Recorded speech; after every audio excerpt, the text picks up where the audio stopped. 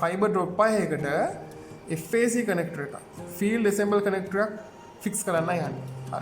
අපිට බහුලව හම්බ වෙනවා මෙන්න මේ විදිය කනෙක්ටර් වර්ග දෙකක්. ඊට අමතරව 3M කනෙක්ටර් එකකුත් තියෙනවා. මම ඒක සම්බන්ධ වීඩියෝ එකක් වෙනම කරලා තියෙනවා. ඒක වෙනම ප්‍රොසීඩර් එකක් යන්නේ මේක ෆික්ස් කරන්න. හැම එකෙම ස්ක්‍රූ කැප් එකක් තියෙනවා. ඊට අමතරව මේක ක්ලෝෂර් එකක් තියෙනවා. අපි මේ දෙක අයින් කරොත් මෙන්න මේ කනෙක්ටර් එකේ ෆයිබර් එක ඇවිල්ලා හිර වෙන්නේ මෙන්න මේ හරිය තැනක. මේ කනෙක්ටර් දිගින් අඩු. හරි. ස්ක්‍රූ කැප් එක දිගයි. එතකොට මේක එක කනෙක්ටර් බෑන්ඩ් එකක් අපි ෆීල්ඩ් එකේ සාමාන්‍ය කොට කනෙක්ටර් එක කියලා කියනවා. ඒක අපි හයි කරන්නේ අද ෆික්ස් කරන්න යන්නේ මේ කනෙක්ටර් එක නෙවෙයි. මෙන්න මේ කනෙක්ටර් එක ගත්තොත් මේ කනෙක්ටර් එකේ ස්ක්‍රූ කැප් එක කොටයි අර වගේ ක්ලෝෂර් එකකුත් තියෙනවා මෙහෙම. ලොක් එක මෙතන තියෙනවා. ඊට අමතරව මෙන්න මේකේ මෙන්න මේ විදිහට අරින්න වහන්න පුළුවන් කොටසක් තියෙනවා. මේ විදිහට. මෙන්න මේ කනෙක්ටර් එක තමයි අපි ෆික්ස් කරන්න යන්නේ. මේ කනෙක්ටර් පැක් එකක් ගත්තොත් මෙන්න මේ වගේ එනවා. මේ කනෙක්ටර් පැක් එකේ කනෙක්ටර්ස් 10ක් තියෙනවා. 10 pieces තියෙනවා. ගහලා තියෙනවා මේකේ. මේක SC UPC කනෙක්ටරයක් SM single mode fast connector කියලා මෙතන තියෙනවා. නමුත් අපි මේකට FAC connector field assemble connector කියලා තමයි. මේකේ measurement එක දක්වලා තියෙන මේ බලන්න. මෙතන තියෙනවා ජැකට් එක. ඒ කියන්නේ ෆයිබර් එක ගත්තොත් ෆයිබර් එකේ සම්පූර්ණ මේ මෙතන ගාඩ් වයර් එක තියෙනවා. ගාඩ් වයර් එක නැතුව මෙන්න මේ කොටස තමයි මේ පෙන්වලා තියෙන්නේ. ඒ කොටස අපි ස්ට්‍රිප් කරාම සම්පූර්ණ දිග එන්න ඕන ෆයිබර් එකේ කෝටින් එකත් එක්ක මිලිමීටර් 22ක් සහ මිලිමීටර් 12ක් එන්න ඕන ෆයිබර් එකේ කෝටින් ස්ට්‍රිප් කරාට පස්සේ. ඒක පැහැදිලි වුනේ නැත්තම් අපි කරනකොට ආවල පැහැදිලි වෙයි. මේකේ මෙෂර්මන්ට්ස් ඔක්කොම දැන් මේ කියනවානේ මිලිමීටර් 22යි මිලිමීටර් 12යි අපිට ඉතින් හරියම මිම්ම මෙන්න මේ ජිග් කියන ටූල් එකේ තියෙනවා. මේක යූස් කරාම හරි. මේ පොඩි කනෙක්ටර් එකට අපි පාවිච්චි කරන වෙනම මෙෂර්මන්ට් එකක් තියෙන ජිග් එකක් තියෙනවා. හරි. අපි බලමු මේක කොහොමද කරන්න ක්‍රමය.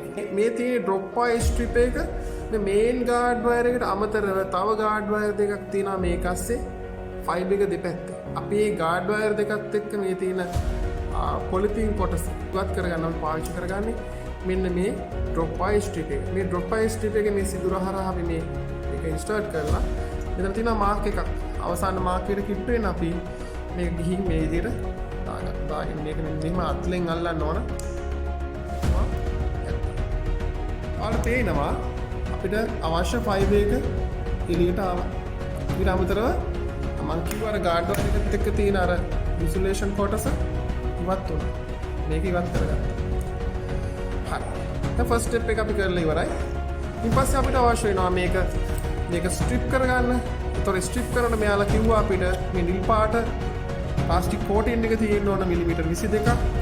සුදු පාට ෆයිබර් එක විතර ග්ලාස් ෆයිබර් එක විතරක් එළියට එන්න ඕන මිලිමීටර් 12ක්. අපිට ඇත්තට මේක මනින්න අමාරු හින්දා අපි මේ ජිග් ටූල් එකේ බීම තියනවා කියලා කියවනේ.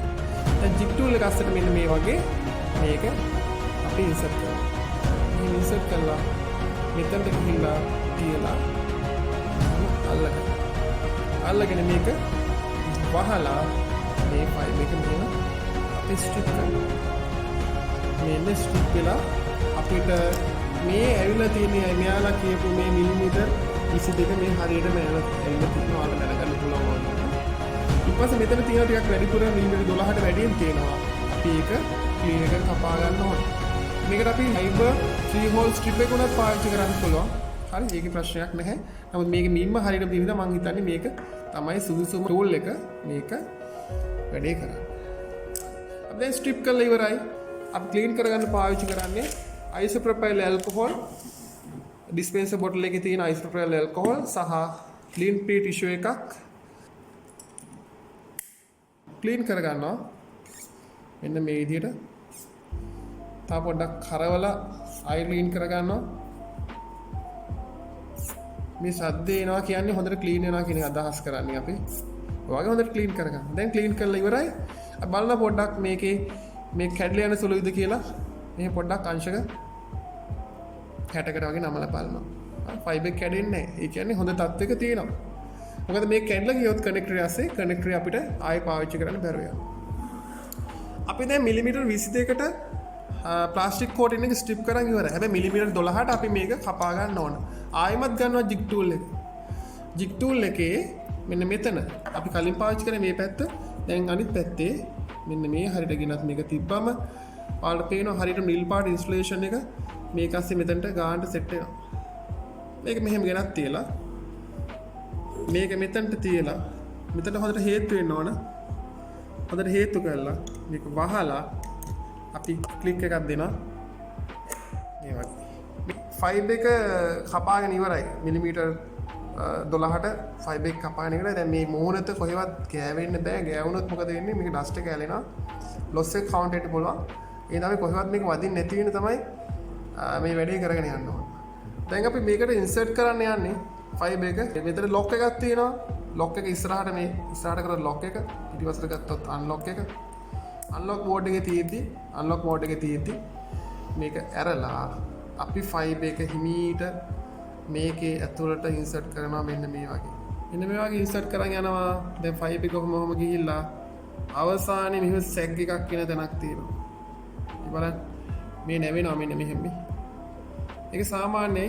මොකද මේක ගිහිල්ලා ෆයිබර් එක ඇතුළට ගියාම නැවෙනවා. ඒක මෙතන පහළ දින ඉරි ටිකක් එතන තමයි මේ ෆයිබර් එක ඩ්‍රොප් පායන එක මේ කොටස හිර වෙන්න ඕනේ. මම මේ අල්ලන් ඉන්න තැන. මේ සැග්ගුණාට ඒක ප්‍රශ්නයක් නෑ. ඒක සැග්වීම අවශ්‍යයි අපිට.